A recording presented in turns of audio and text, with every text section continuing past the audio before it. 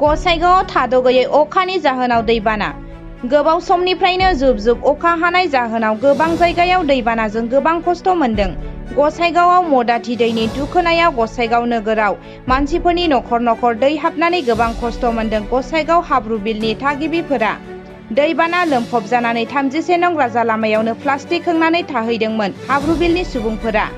नाथाय राजा लामायाव खैफोद जानो हागौ होननानै गसाइगाव साहाफारा बासस्टेन्डआव थाहैदों सुबुंफोरा। दैबानानि जाहोनाव न'निफ्राय ओंखारनानै थांनो फैनो हायै जादों गसाइगावनि नोगोरारिफोरा। उइलियाम नार्जारिजों लोगोसे गसाइगाव पुलिसआ हानायबायदि दैबानाजों सिनांनायफोरनो आश्रय होनो राहा लागासिनो दं होननानै मोनथिनो मोननाय जादों।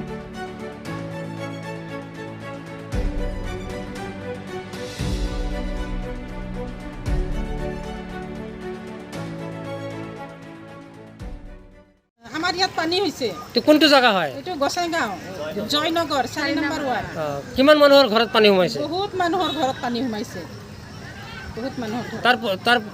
তাৰ ফলত এই যে তাম্বু কৰি আছে। অসুবিধা হৈছে না? অসুবিধা হৈছে মানুহবিলাকৰ খোৱা লোৱা। মানে কিছুমানৰ গেছ নাই, কিছুমানৰ খৰি নাই। ঠিক আছে।